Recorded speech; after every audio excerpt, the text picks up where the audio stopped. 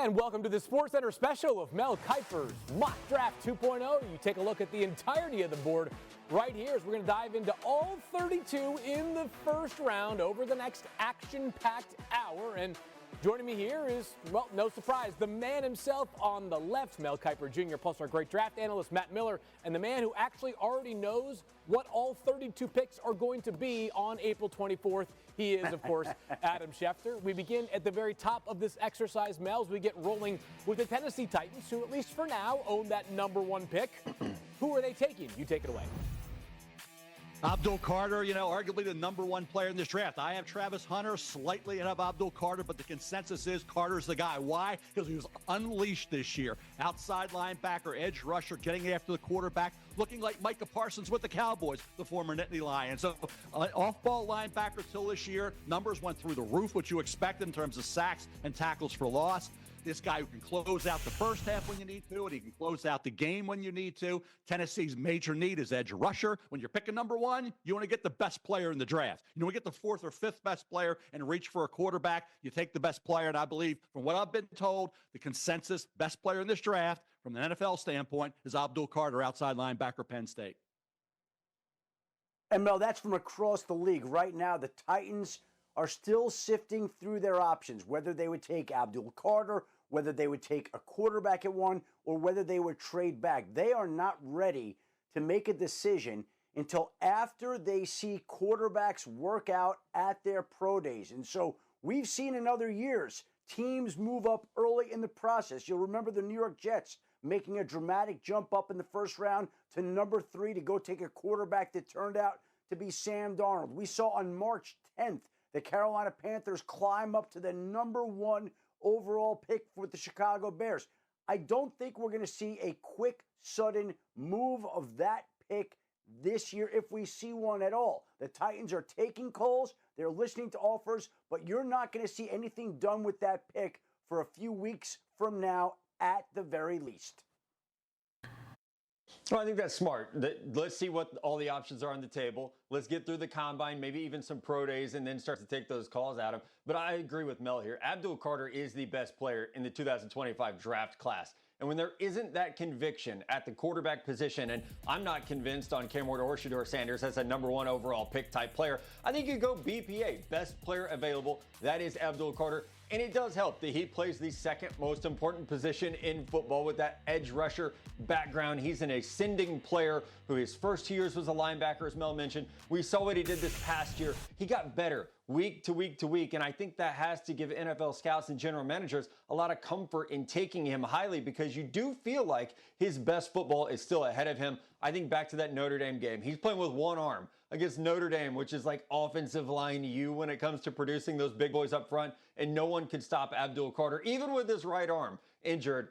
I think he is a slam dunk. Yeah, I think just to reiterate, I'm not sure if he'll actually go #1, but I think he is the best player in this draft. They wanted a generational talent. I think it's a quarterback out of the equation. Now they can change their opinion. Obviously, quarterbacks you can kind of grow to really love late in the process. But when you say generational talent, it gets down to Abdul Carter or Travis Hunter. Travis Hunter, great corner, wide receiver out of Colorado, or Carter. But an edge rusher is their #1 need. That's why I think based on all the conversations I had, and that's what a mock draft is, which are friends in the NFL are telling you, passing along their intel. I think Abdul Carter would make the most sense if they do go away from the quarterback position, which I think they may do. Okay, so 1 pick down, only 31 to go. And from so the Titans, obviously, they need a quarterback. They could go throw money at a free agent like Sam Darnold, or I guess just throw Will Levis out there, but Abdul Carter would be a great pick for any of these teams in the top 5.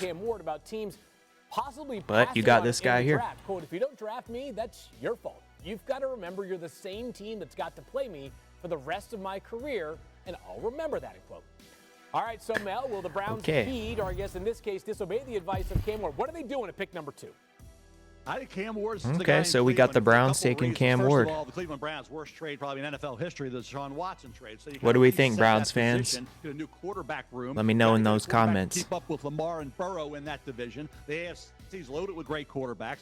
Cam Ward for Cleveland, Cincinnati, Baltimore, Pittsburgh. What's the common thread there weather-wise? Cold weather, bad weather. He played out in Pullman at Washington State. He has that arm strength to cut through wind, deal with adverse weather conditions. So I think Cam Ward for Cleveland makes the most sense. And like I said, the quarterback spot in that division, what they need the most. And certainly with Abdul Carter gone, number 1 overall, Travis Hunter would be enticing. But certainly I think a guy like Cam Ward at this particular point, second pick overall to Cleveland, who is definitely one of those teams that has to have a quarterback moving forward and a guy that you can really build your franchise around. Cam Ward could be that guy.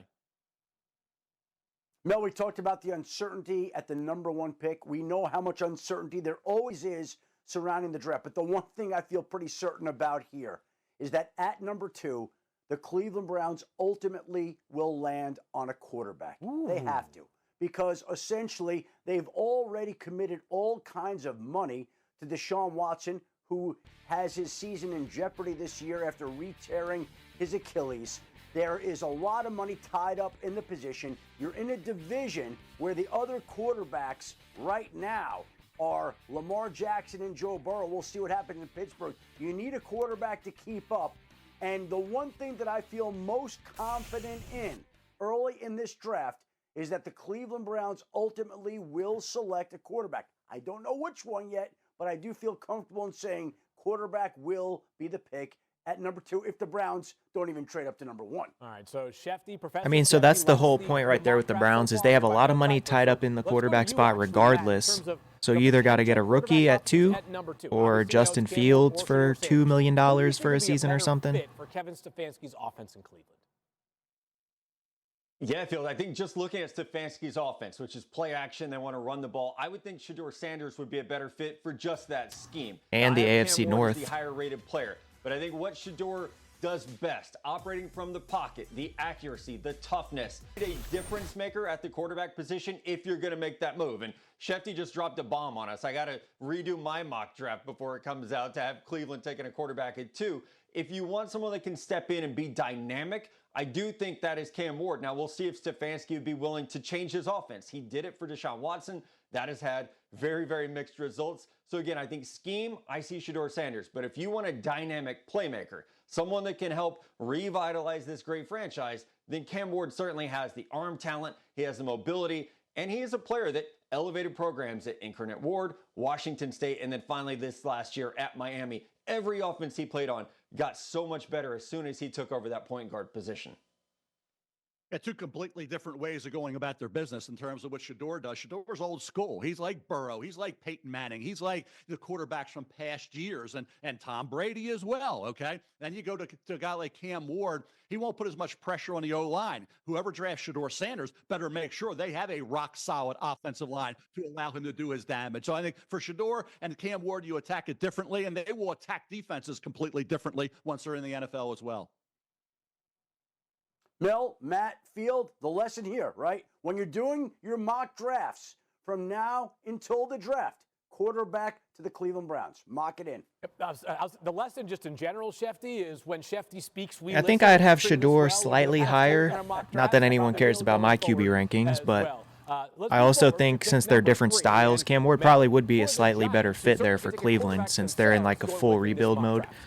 Get the mobile guy. I feel pretty good about 2 that I'm okay with Cam Ward to Cleveland. How about Travis Hunter and the Giants instead of a quarterback like Shedeur Sanders? Because you're getting, in my opinion, the best player in the draft, Travis Hunter. And I don't know, cornerback, wide receiver, let it play out. Once he obviously focuses on one spot, he'll even be better at that position, forcing a quarterback at this spot.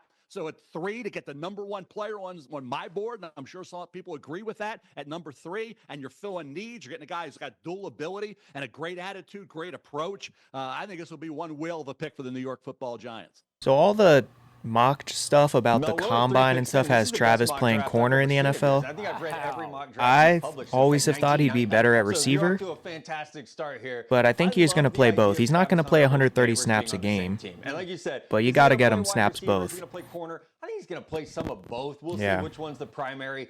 This isn't Madden. We don't have to just put him at one position. But I think the Giants would be interesting, though. League-wide information and intel to say, all right, Cam Ward's going to be off the board at 2. Really dynamic playmaker. Someone with the bright lights of New York, Travis Hunter is already a superstar. This would be a fantastic fit. And again, they have needs at corner. Deion Banks has not worked out to the level they thought he would be as a first-round pick. So if you want to play him primarily at corner and he takes 15 snaps a game at wide receiver, he and Malik Neighbors out there together would just be magic making. I think Field could probably play quarterback for them if you've got those two guys at wide receiver. Well, now I think I am.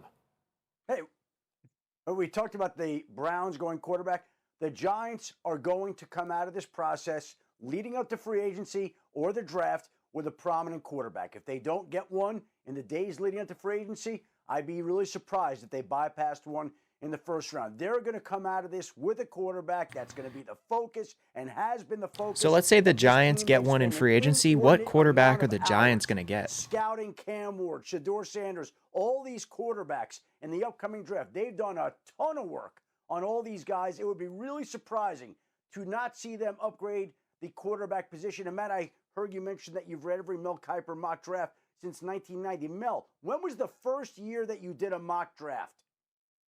1979 was the first mock draft. Wow. That's what I thought. I've read every one of those since 1970. So the Giants pretty much declared midseason when they traded Daniel Jones that, hey, we're in the market for a quarterback now. We've given up on this current project. So I guess maybe you trade for somebody. You mentioned Stafford, but Thanks, Matt. Appreciate it. I think a lot of people are already penciling in the Giants tanking for Arch Manning 2026 because this quarterback class is Free agency is never good for quarterbacks. Plus the Raiders are on the clock. Yep, and you got other teams like the Raiders, Jets, they need quarterbacks. Will we actually have Ashton Genty in Vegas? I would never take a running back in round one. Who made that rule anyway? I did. To Mel's Mock 2.0. All right, Pats are on the clock. Who are we getting? 6 here, Mel. Starting with the Patriots, who do you have them selecting at number 4? Mason Graham, maybe? It's all about making Drake okay. And a left tackle like Will Campbell. It's a little rich for me. Be at the combine for this guy, though. Tackle, moves inside the guard or shifts over to right tackle. But he was there with Jaden Daniels, Garrett Nussmeier, a ton of experience, and a guy ready to play at that left tackle. That's what you need, helping Drake May become the great quarterback everybody thinks he will be and knows he can be. Then you go to Mason Graham. One of the safest picks in this draft is going to be Jacksonville at 5 taking Mason Graham. They need help at this spot. This kid's motor never stops. He's disruptive, play after play, inside pressure quarterbacks hate. Mason Graham to Jacksonville is one I think everybody's looking at. This is the odds-on favorite to go here. Probably won't. But Mason Graham, one heck of a football player, is number 3 right now on my big board overall, and certainly the number 1 defensive tackle. My philosophy is different than ability. Ability-wise, this kid is unbelievable. 750 career carries, a lot of tread on those tires. You know, about 43 touchdowns over the last 2 years. 66 I think the Raiders is the most logical landing spot for Sam Darnold. So then this pick would make 2-3 guys to get him to the ground. Would make sense. He is a determined powerhouse of a runner, low center of gravity. So for the Raiders who couldn't run the ball, they want Pete Carroll to have a running back. Remember Marshawn Lynch? He tried to Rashad Penny in the first round. Didn't work out, but they did. Now they get a running back like Genty to give them that, and then they go to quarterback. I mean, Adam you could see the Raiders Sam getting Darnold. because of Pete Carroll. You could see them going to get Russell Wilson. For the Giants, if the Giants and Raiders go another direction for quarterback like a veteran, then they can use these draft picks to help another position, and in this case, it would be running back. Mel, you have issued many memorable sound bites about the draft over the years. Didn't you have one where you said, I never would take a running back in the first round? Wasn't it you who said that, Mel? Or am I missing something? I said it. It was my rule, but that's not the NFL's rule. Now, I think they've jumped on that bandwagon, guys, and Adam, you know that. You know they've jumped on that bandwagon. But when you have a guy like McCaffrey, or you have a guy like Bijan Robinson or Jahmyr Gibbs, and they are versatile. They have to be versatile. They got to be able to catch the ball and block and do that. It's not just Jetty. There's another running back I think could get into the first round, not that much further down the line here. So I think you'll see 2 running backs in round 1. Well, listen, I think the Raiders absolutely. Who does he have? Travion? I don't know if it'll be in round 1. We've already heard their general manager, John Spytek, talk about the fact that they are open to moving up in the first round, and they're not moving up. Amari and Hampton might actually be the sleeper first-round pick running back. This is another team, along with the New York Giants, that is squarely in the quarterback market. There aren't that many to go around. Where is Matthew Stafford going to be? Where is Aaron Rodgers going to Yeah. be? Where is Russell Wilson going to be? So these are the quarterbacks and the questions that have to be answered before we can figure out where these teams are going in the draft. But Yep. the Raiders themselves have said they are open to moving up. I was going to say, the Raiders at 6, you're probably not going to get Cam Ward or Shador at 6. You'd have to trade up. Yeah, if you're gonna Or move up you'd in have this to get draft, somebody it in has to free be a agency so you quarterback, don't obviously. I love end up with Ashton Jeanty, nobody. But I think you have to solve that quarterback position first. And I'm Yep. very curious to see how much minority owner Tom Brady's influence it lands on the Raiders. How much pull does he have to say, hey, you know who I've been throwing with the last couple off seasons? Shador Sanders, the quarterback Yep. from Colorado, who's still on the board here. And I think it would be a fit for Pete Carroll, would be a fit for Chip Kelly. Now, I love Ashton Jeanty. I have him rated much higher than I do Shador Sanders. He is in that mold of Bijan Robinson, of being a top 10 player in a draft to where you can justify spending that kind of college and what he was early for the New Orleans Saints. So I think he would be schematically a great fit for what Chip Kelly and Pete Carroll want to do. But you got to solve that quarterback question first. And that is where I think Shador Sanders You had to be being deep on in the board, weeds if you that feels like a thought fit Kamara for was at going to least be what really the good Raiders because he have didn't said even start at publicly Tennessee. they're looking for. Jeffy, I don't want to put you too much on the spot here, multiple months away from the NFL draft actually beginning. But when you mention the Raiders as a team that may want to move up for a quarterback, do you think, given the fact that we've ID'd both the Browns and the Giants as likely quarterback teams this year, that might mean the Raiders need to move all the way up to pick number 1, or could the jump be maybe a bit smaller than that? Well, it all depends on how this offseason plays out, and it all depends on where these quarterbacks are going to land. Yeah, I mean, here, if you look at the order, clearly, these teams are going to be fully aware of what is transpiring. Patriots aren't going to take a quarterback. Jags probably not. Cam Ward or Shador But the rest Sanders need them. with grades as high as Abdul Carter or Travis Hunter. The fact of the matter is there are 2 quarterbacks here that a lot of people have first-round grades on, and there are any number of teams that have a need at the quarterback position. That's good news for the Tennessee Titans. That just means that the offers coming into Tennessee should be that much more aggressive. Are they going to be what the Panthers paid in a premium for Bryce Young? That's hard to imagine. Yeah, But probably not. there's I don't think the enough Titans are going to end up right trading now, the pick. and we have to see how the offseason plays out, that you have to think that Tennessee is going to get offers for that number 1 pick, and we'll see ultimately what the Titans decide to do. Supply and demand, 2 very important words as it pertains to the quarterback market. Hey, coming up, the Jets are on the clock.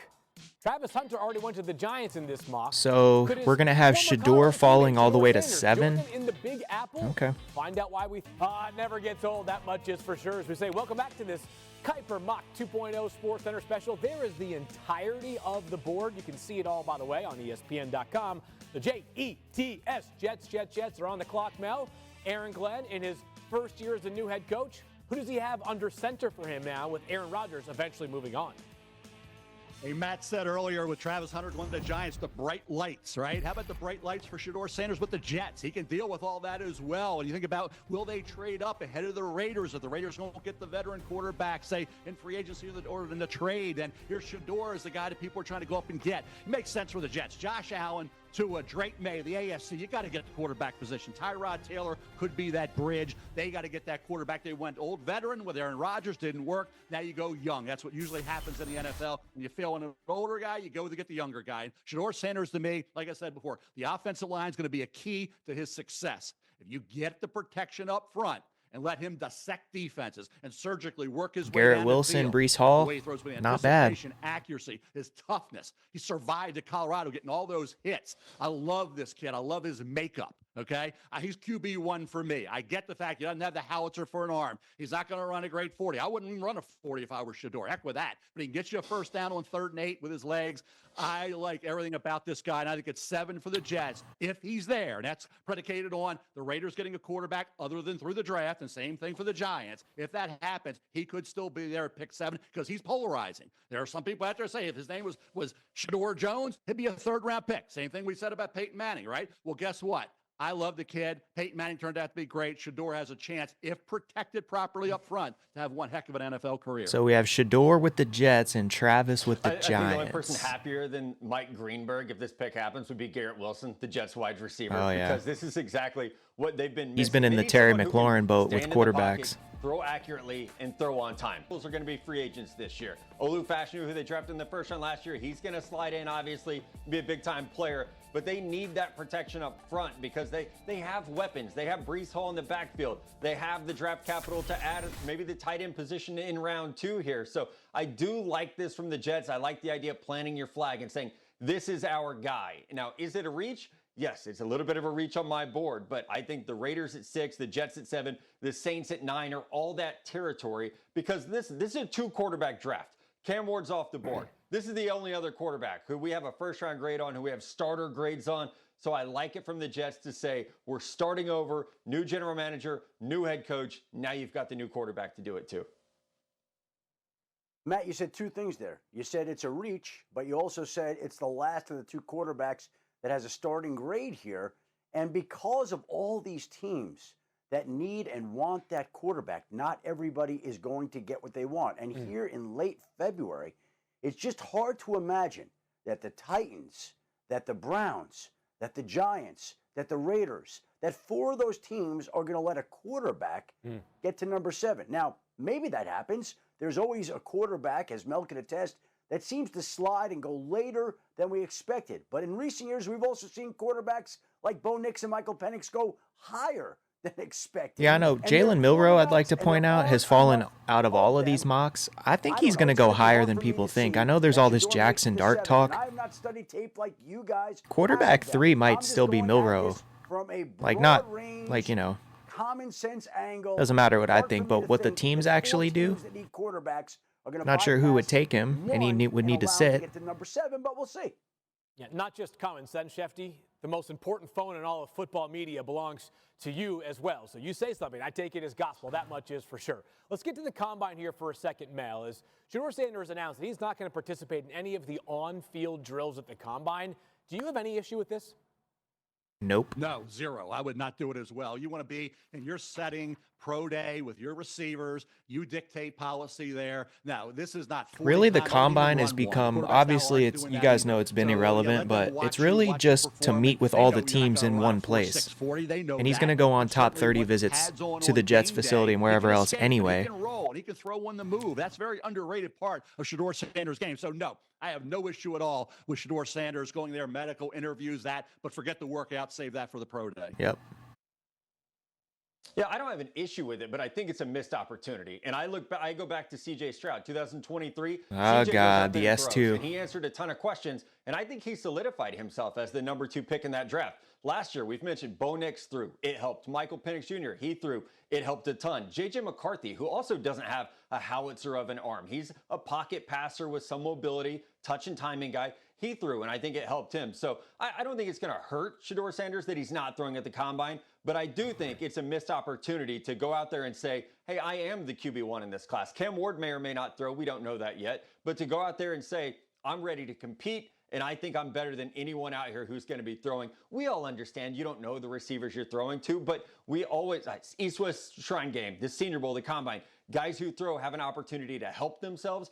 I'm of the opinion you really can't hurt yourself by throwing, but I do think you can make up some ground by going out there. If you're a top 10 consensus overall pick here like Shedeur is, you don't need to throw. If you're a 3rd or 4th round pick, like a lot of these other quarterbacks are, you can improve your draft stock. But for Cam and Shedeur, doesn't matter. You want a productive baller, and that's a guy who's a guy. Panthers, we going to get, okay, no help for Bryce, Panthers fans, no T-Mac. Outside off the edge, he was wreaking havoc, getting into that backfield, explosive, diagnostic ability, instinctual player, finds the football, right? And he also can get you sacks. He can be disruptive in that way, getting after the quarterback. The guy, production off the charts. What a year Tyler Warren had at Penn State. He's been my tight end 1 all year, and look at the catches he made. You believe, former high school quarterback. They utilize him in so many different ways at Penn State, running the ball at a Wildcat, throwing passes. Here he is in the open field showing that running ability. It's like a fullback down there as well, and getting open and making tough catches after tough catch. To me, Warren at this spot. So I'm going a little earlier even. I've seen the Jets mention it's a possibility for Tyler Warren. So Colson Loveland, the other tight end in this draft out of Michigan, he won't have to wait long to hear his name called as well. Josh Simmons would have gone, I think, up where Will Campbell did at number 4. Yeah. Had not been for that injury in October against Oregon. He's going to be back from that injury. He's going to be ready for training camp. All indications are that will be the case. Josh Simmons cleaned up the penalty issues. Right tackle at San Diego State as well. Left tackle at Ohio State. He was flawless until that injury. Like I said, had he not gotten hurt, he'd have gone early. Good old Devin Brown. Williams, you get the left tackle to protect him. The offensive line in general, overall, outside of right tackle, needs help. Will Johnson goes to the 49ers. Now, he'll go earlier if he runs a 40 time that everybody's looking for. So speed questions got to be answered for Will Johnson. Field Yates has been talking about that since August, September. But a guy who anticipates, he's got ability to pick the pocket of the quarterback and take it the distance. Will Johnson for the 49ers makes an awful lot of sense. I think he's right there with Travis Hunter as the second best cornerback. Really, it's 1 and 1A between Travis Hunter and Will Johnson. So I think for value at that point, if the 40 time isn't necessarily what everybody's looking for, if it is, he may even go higher than that come draft day. Yeah, if we rewind to like a year ago at this time, a lot of mocks had Will Johnson going in the top 5, top 2 even. Those selections, which means, how about them Cowboys? Mel are on the clock at pick number 12. Who are they taking? Those Cowboys have gone T-Mac? running back in the first round. Oh. With Emmitt Smith, Ezekiel Elliott. Excuse me? And now they get Amarion Hampton from North Carolina. And Amarion Hampton each year, 622 career carries. Remember, Ashton Jitty had 750. So he's a proven entity. Caught the ball out of the backfield this year, 38 receptions. He'll block. This is a pick for the Dallas Cowboys. A need pick. He's 19 on my big board. Amarion Hampton. Some people I talk to, and Adam, you talk about everybody in the league. You're always got the phone talking to all your guys in the league. I've heard this week that some teams have Amarion Hampton as RB1. Once I heard that maybe 25, 30% were thinking that Amarion Hampton gets into the first round mock to the Dallas Cowboys. Yeah, I mean, I believe that. Those teams, they need to reveal themselves. They need to be like the person who didn't vote. I don't think it's that big of a difference. Hall of Famer into the MLB Hall of Fame over Ashton Jitty. And by the way, Amarion Hampton, 12th overall, without the Cowboys' needs in this incredibly deep running back class. Mel, they couldn't get a guy in the third round who could also do the job for them this year? I think they could get a really good running back. Oh, yeah. Amarion Hampton, some feel, and at 19 on a big board, remember, you grade on ability. Ooh. He could be special. And you got to be able to do everything, and he can, and Jitty can as well. So we've had this before. We had it with Bijan and Gibbs. We had it with Fournette and McCaffrey. We've had running backs go this high. So to me, they both are deserving. And once I heard that from some solid, rock-solid sources that Adam talks about, that Hampton is regarded right there with Jitty, or maybe surpasses him in some people's minds. I'm thinking Dallas, if Jinty's gone now, Jinty's there, and then maybe Hampton drops down a bit. But right now, it looks like Amarion Hampton is going to be a first-round draft choice. Man, I thought I was the president of the Amarion Hampton fan club. Go ahead, Matt. Every year, there's somebody that surprises. Every year, there's somebody that surprises. I remember last year, the wide receiver position, everybody's talking about Marvin Harrison, Malik Neighbors. There were people saying Roma Dunze could be the #1 wide receiver. So now you're hearing this conversation at running back this year. Every year, there's always something that surprises. We'll see how it plays out. Yeah, I was going to say, I thought I was the president of the fan club for Amarion Hampton, but apparently NFL teams have beat me to it. But he is a great running back, and I do think the round 1 talk is legitimate. He has power. He's 224 pounds, and he's going to run very, very well. He's probably going to run in the 4.4 range. He's a great receiver out of the backfield, so he's going to give you that dynamic tight end like Holston Loveland.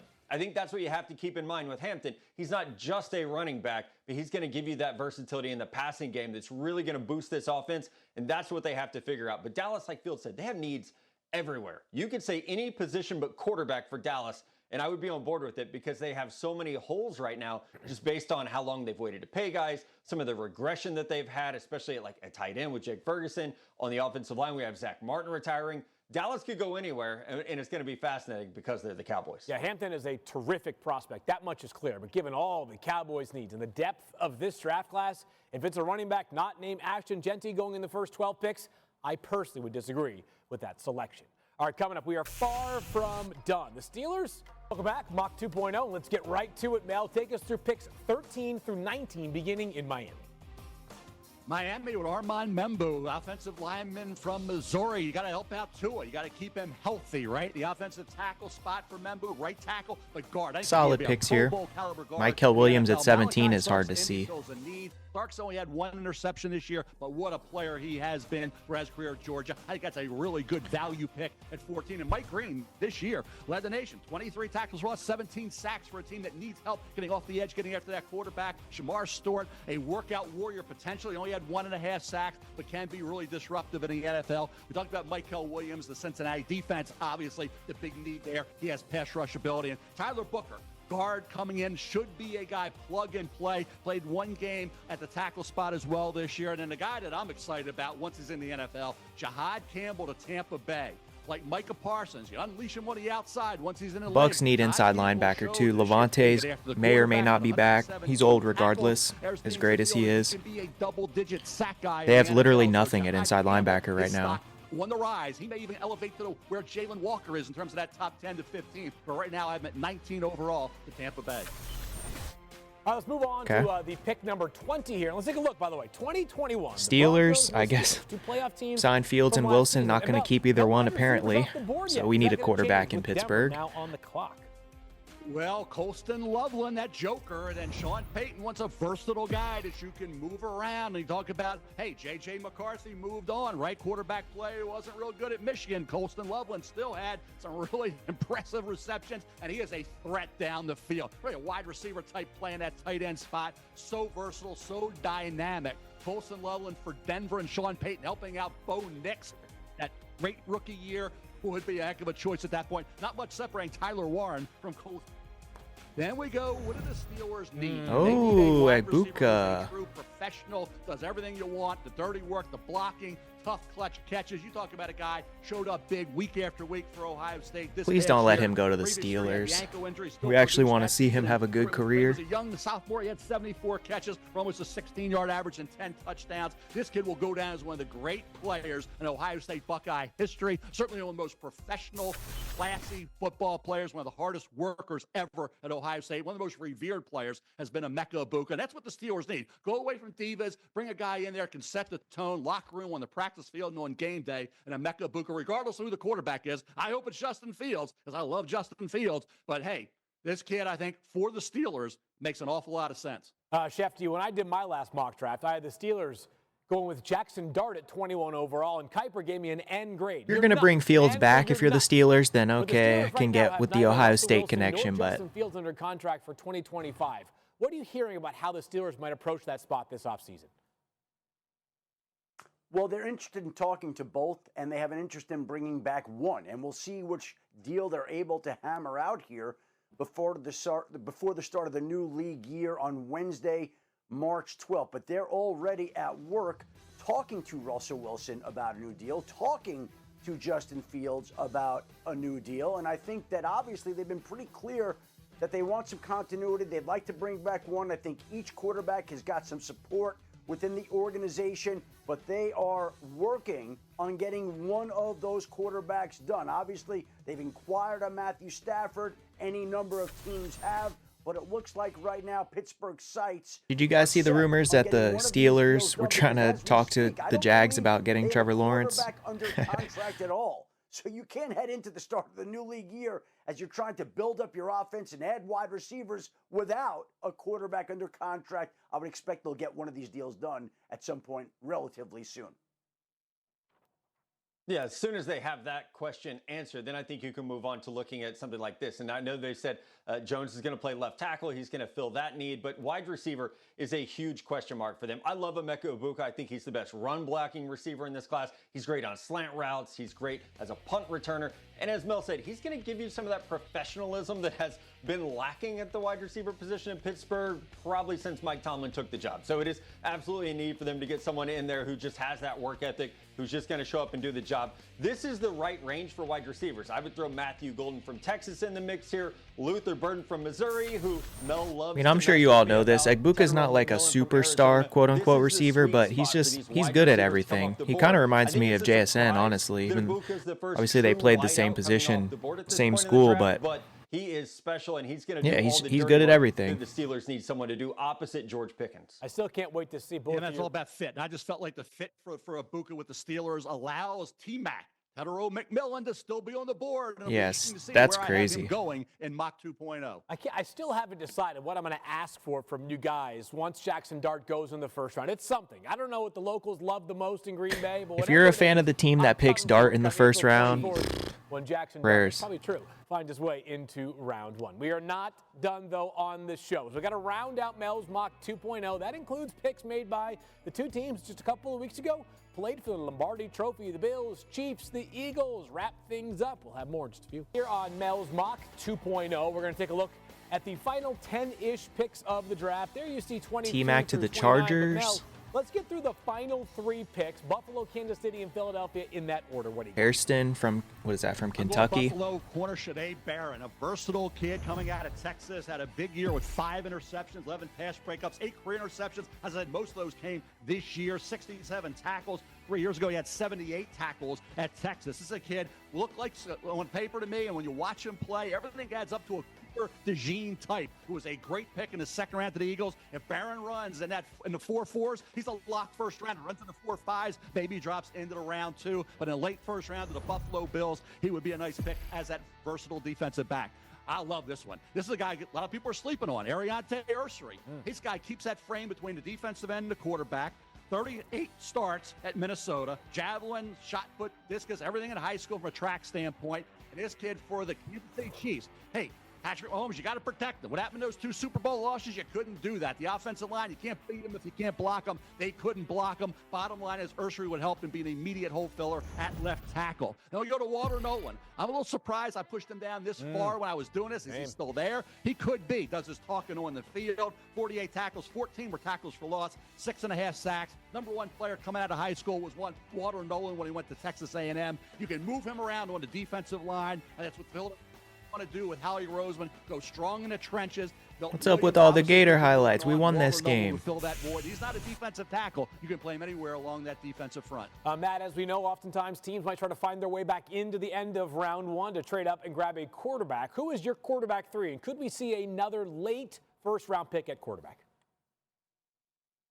Field, you're going to love this. It's Jackson Dart. And I do think that there is some buzz building that he could be a late first rounder. Maybe Pittsburgh, like you had in your mock draft. I think you have to keep an eye on the Los Angeles Rams. I wish Adam was still here so he could give us little hints on if we're right about this or not, right? But I do think Dart, he's played so well at Ole Miss. Yes, there's some scheme questions, but he's got the frame. I wonder if we get closer to the draft, if any of these guys are going to put Will Howard in their first round. Probably not, but he can move around enough in and out of the pocket to keep defenses honest with his legs. So Dart would be QB3 for me before we get to see these guys throw at the Combine, of course. And as you mentioned, the Combine is, of course, this week. It's getting underway with the on-field work on Thursday with the defensive linemen and the linebackers, Friday the DBs and the tight ends, Saturday the big one, quarterbacks, running backs, and wide receivers. Finally, Sunday, the offensive linemen, the guys that get paid to protect them all, take over the center stage. So, Mel, as we look ahead to the Combine, can you give me a player that you think will become a rising star following this upcoming week? Enormously gifted safety is Nick Emanwari from South Carolina. Not much separating of anything. Malachi Starks from Georgia, from Emanwari from South Carolina. I have him going to Baltimore in the late first round. He could go even a little higher than that. Emanwari is special, super athletic. You talk about a big safety who can fly to the football like he can. Nick Emanwari should destroy a workout overall, and his play on the field this year was outstanding.